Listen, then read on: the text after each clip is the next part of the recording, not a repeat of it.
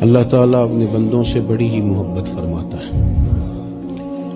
بغیر طلب کے، بغیر دعا کے رزق، مال، اولاد، صحت، عافیت، دوست، احباب، ماں باپ، یہ سب نعمتیں اللہ بغیر طلب کے بندوں کو عطا فرماتا ہے۔